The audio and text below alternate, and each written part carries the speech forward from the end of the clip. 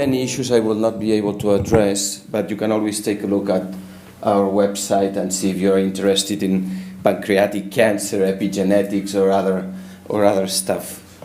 I'm happy to take any questions later on.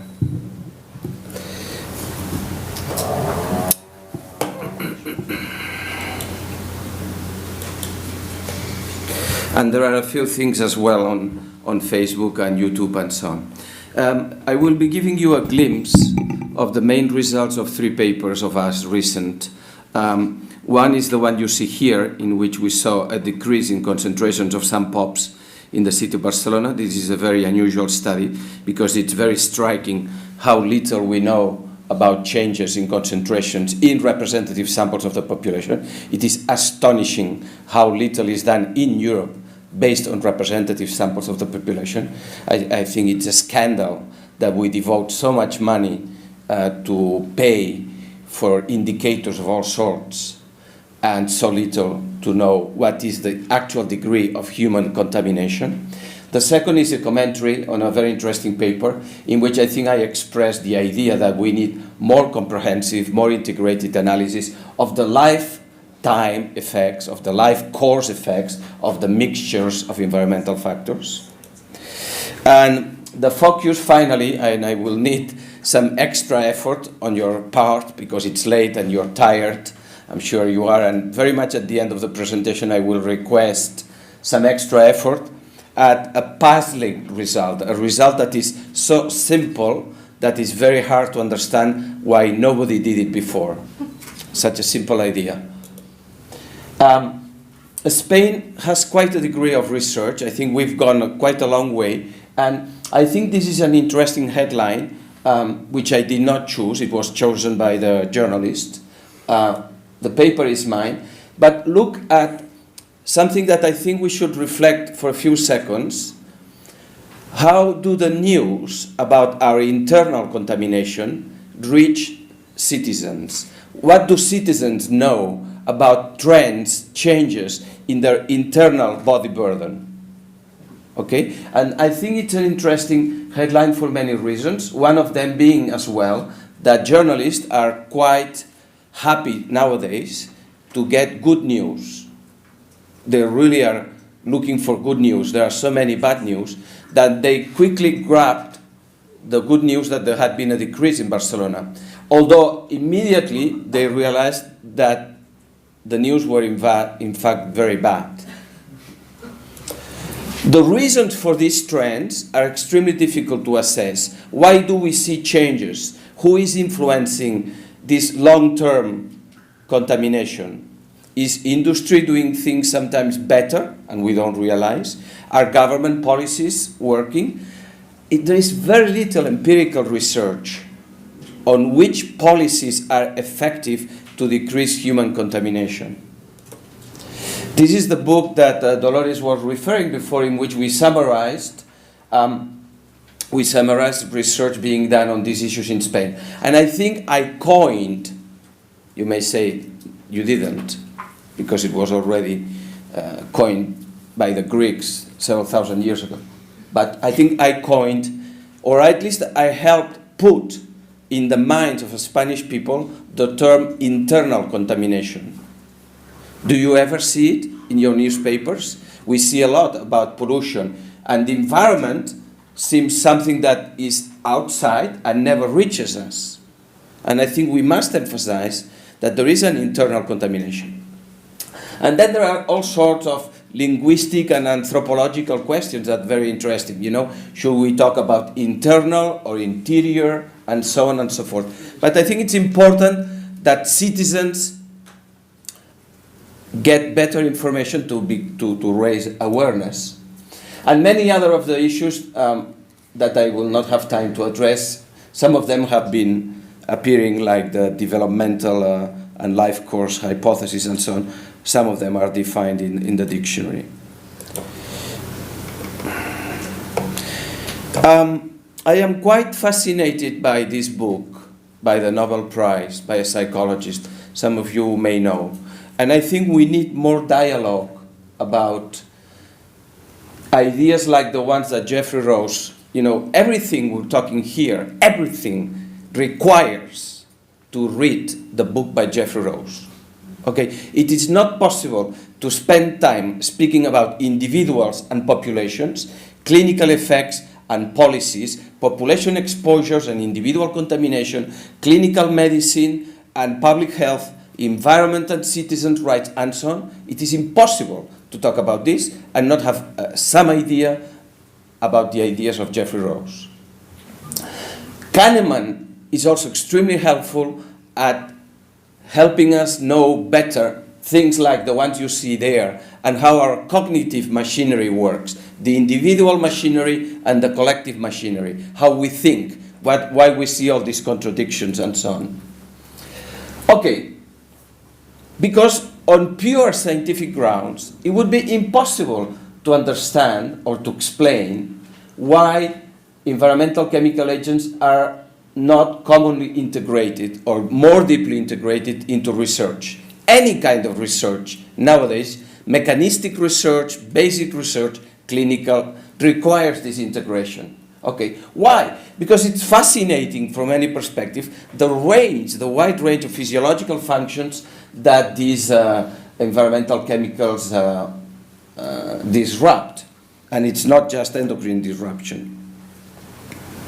For instance, one of the many areas that complicate our lives very much is that there is evidence that some of these chemicals alter lipid profiles. And since the compounds we study are highly lipophilic, it is very difficult to study human beings under real conditions and to know what to do with these lipophilic properties and effects.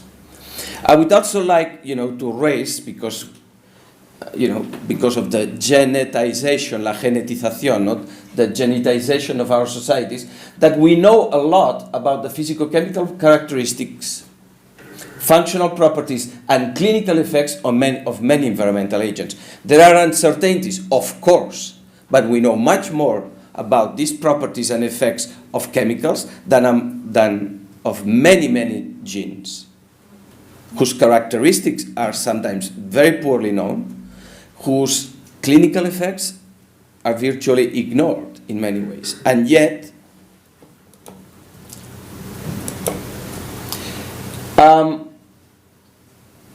in the past less than 10 years, we've seen about 100 studies on diabetes and POPs and other environmental chemicals.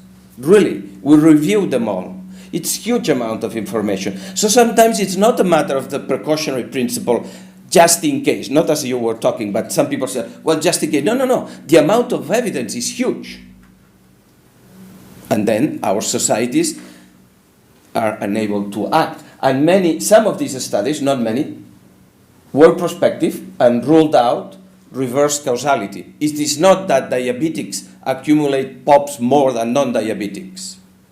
It is that you're diabetes free, you accumulate POPs, and then you develop diabetes. The causal sequence is from exposure to effect. The rest you've read while I was speaking. Now, today, because this is a smart audience and there is no doubt about that, I'm sorry that I had to cut many of the nice cartoons and all these things that we like to put. This will be one of the first lectures by Nicolas and myself in which nobody is showing a cartoon by El Roto, which is a very famous intellectual in Spain. But time is time.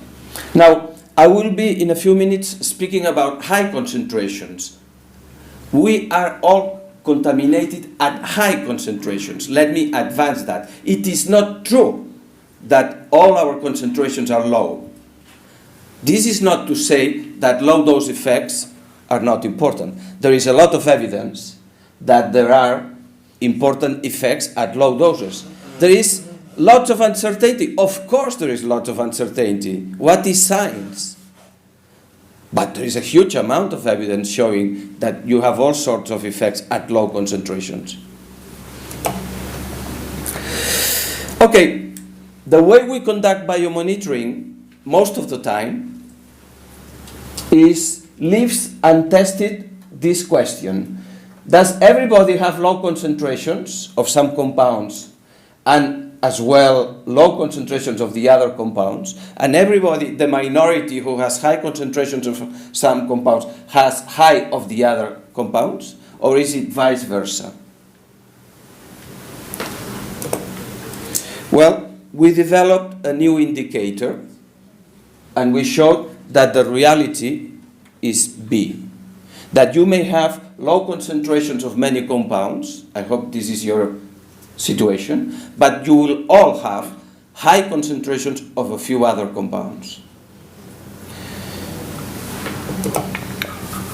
So, we know that if we only measure the number of compounds that we detect, this may be misleading for obvious reasons to all of you. And we also know that if we analyze the concentration of each chemical separately, we don't address well the questions that have been raised by Nicolas recently and all day long about mixture effects and multiple chemicals. So I came up with the idea of why don't we measure the number of compounds that we detect at high concentrations? Okay? It's so simple, it's so stupid that no wonder that nobody thought about it. It's typical of scientists to go for the complex stuff and miss the obvious thing. And I will be very happy. I mean, sometimes I offer lunch. If someone comes up with a paper from 1922 that says, listen, Miquel, this was already done 80 years ago, I will be happy about that. I'm not sure about lunch, but please send me an email. Okay. So, there are many other things to keep in mind, technical issues that I will not have time to address. For instance, we are only analyzing 19 compounds in the study I will show you. There are questions about limits of detection, quantifications, and many others. There are definitions of high exposure. What do you mean by high concentrations? The questions of lipid correction, very complex as well. What we call the Jeffrey-Rose curves, and so on. For instance, how do we define high concentration? Well, you can use a different cutoff point for each compound and say, and different for each population, and say, well, in Madrid, in Hungary, in Japan, high concentration will be the top 25% or the top 10% of concentrations. And it will be different for each compound and for each population. Or you can say, no, I will use the same cutoff point for all compounds, like 500 nanograms gram. Or I will use a cutoff point that has been shown to have certain effects. It doesn't matter. This is a whole issue that we address in the papers I mentioned at the beginning. For instance, percentile 75 in the US, so the top 25% of the US population has concentrations above 509 nanograms gram. But in Catalonia, we are very near for half of the population, not 25%, but 50% of the population of Catalonia, which is where the Barcelona plays, in case you don't know. I knew I could not avoid talking about this in Madrid because... Sorry, let's not get distracted. So, we will have, different problems that are not so difficult to address. You can address them in many ways. I want you to keep in mind as well the historical perspective that Nicolas was also raising, as he often does. I think in the past 60 years approximately, many human populations have experienced a generalized exposure to POPs. There was already exposure to other compounds at the beginning of this century, but the generalized contamination of the food chain, in principle at low concentrations, and the generalized contamination of our populations probably started generalized after the Second World War in the early 50s. And this is when, a few years later, maybe around 1960 approximately, it became common, probably generalized, to have in utero exposure to DDE and to DDT and to PCBs. Exposures that were very rare in utero became widespread, and now we know that 100% of newborns have had experience in utero to DDE and many other endocrine disruptors like BPA or other substances. And of course this has been fluctuating, and the logical thing to expect would be to expect period effects, cohort effects. But I don't want to use more time. Essentially what we do is we take the sampling framework of a health survey, and then we do a health examination with complementary interviews and physical examination and extraction of biological samples, and then analysis of POPs by our colleagues who do fantastic chemistry, very difficult and sophisticated chemistry. This is one picture that I think our populations should have, although it is incomplete, which is the percent of detection in dark blue and quantification, detected and quantified, detected not quantified, of some POPs. So we see that over 30 years after prohibition, after withdrawal of DDT, we still find DDT in 88% of our population. Okay? Journalists keep getting this figure. Over 30 years after you forbid one of these persistent compounds, you find it in 88% of the population. And the figure in the US is not very different. What do you know about Italy? What do you know? Germany does have very good information. What do you know about the UK? Very often you don't know. You have biased and representative samples. That's all you have. Sometimes pretty good, sometimes population-based. We could talk a lot about that. The rest is many PCBs. You find them in over 90% of the population. And then hexachlorobenzene and the beta-hexachlorocyclohexane, you also find them very commonly. I think this is something we should have in our minds. Another important picture is this one. This is the number of POPs, of the 19 POPs detected per person. In our society, in Catalonia specifically, nobody had 0, 1, or 2.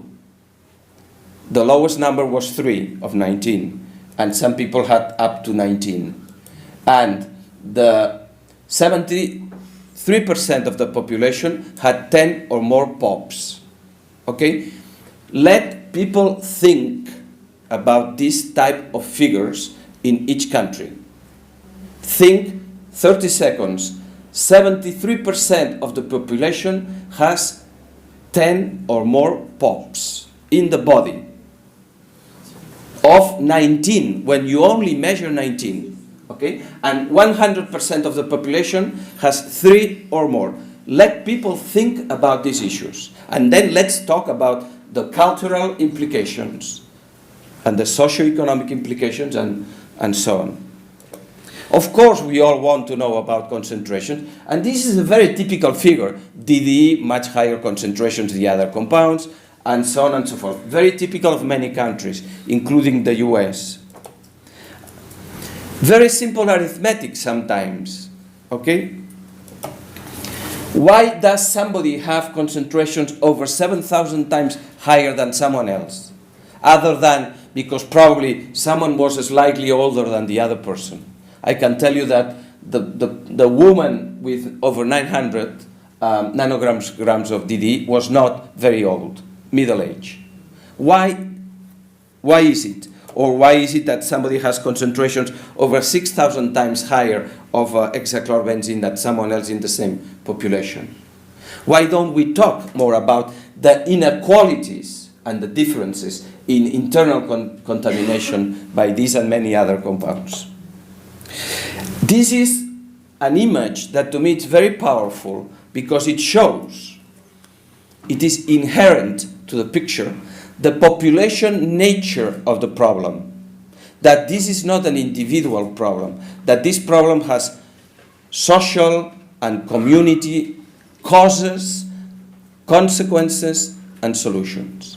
And this is why Jeffrey Rose says we have to move all the distribution towards the left through policies, private and public policies. And the image is not difficult to understand. Now, every time we show these figures, we said, well, 10% of the population is to the right.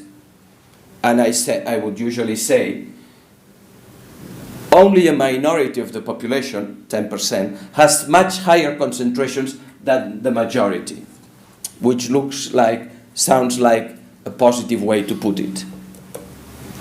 Okay, and this is DDT. So this highly skewed distribution, and these are some of the percentiles. And by the way, very little research on the social class gradient, which is not as monotonic as you would expect. For instance, here in women, we see that in general, social class 5, the lowest social class, tends to have higher concentrations than the privileged class 1. But the pattern is not always linear, and it is fully explained by age, because the less privileged social classes are much older than the other classes. It's a social fact that we tend to ignore. When we look at education, we see that, again, women without formal education have much, on the right, in pink, have much higher concentrations than women with university degrees. But again, this is fully explained by age. Whatever that means. I'm not saying that this is the final word, whatever that means. In the case of men, you see that again, there is some gradient, but for instance, unexpectedly, for some PCBs, you find lower concentrations in social class 5, in the lowest. Okay, and the relative role of occupation versus education and diet is something that is fully under-researched in our societies. Okay, the results that require an extra patience, and then we're almost done, okay?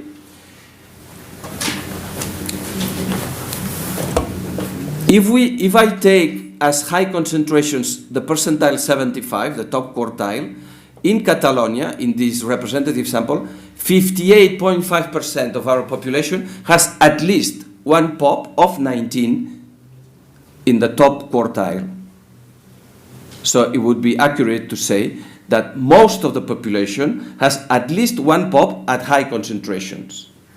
And if you take the top decile, the top 10%, you still have 32% of the population, almost 1/3, with concentrations in the top decile. And you still have 20% of the population with 2 or more POPs in the top decile. This is not a small figure. How much of the burden of disease is generated in these subgroups who have 1 or 2 or 3 POPs at high concentrations? And if I take one of the other cutoff points I was telling you about, like 500 nanograms, I still find 19% of the population with 2 or more POPs of only 19 in the top decile. It is very common in our societies that people have environmental pollutants at high concentrations. Very common means for a physician and epidemiologist, 20% is too much. 20% is not low, even if it's technically a minority. And in some subgroups, look how women, as we age, these are the different age groups, there is more and more people with 1 or more POPs at high concentrations. And if you focus here, we have, among women 60 to 74, 83% have 3 or more POPs at high concentrations. And 48% have 6 or more POPs at high concentrations. So women, even when you adjust by age, always have higher concentrations than men. Why? We don't know. Astonishing that we don't know. But talk about gender issues. Talk about gender issues. Second, as we age, we know that we accumulate, and there is debate here. Debate about the role of age or cohort effects. But think for a minute about how many sick people, sick women of 60 to 74 you know. Sick meaning important disorders, not just full diseases, affecting quality of life. And is it so unlikely that POPs have something to do with that arthritis, that thyroidal problems, and of course the Alzheimer, Parkinson, diabetes, cancers, and so. Is it so unlikely, really? Do you know anything about the physiological effects of these compounds to say that there is no relationship? What are you talking about? We don't even need to discuss about low doses. 83% have at least 3 at high concentrations. Even if you want to focus on the 48%, these subgroups, these age groups, are heavily contaminated at high concentrations.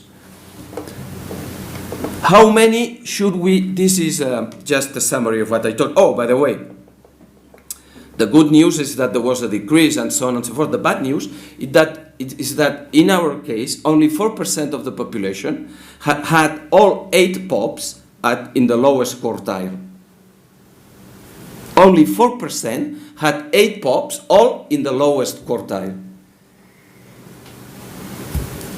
I know some of you are thinking, where am I? No?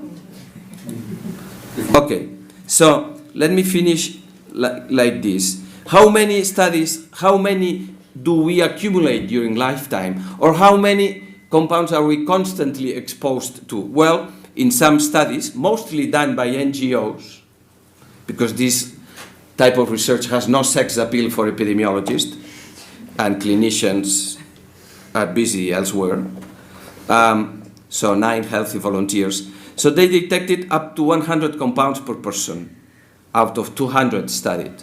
Or they detected between 18 and 39 when they were studying 100, or they were studying a median of 27. So it seems that 70, 40, 50 to 70 compounds is normal in our societies, whatever normal means. Huh?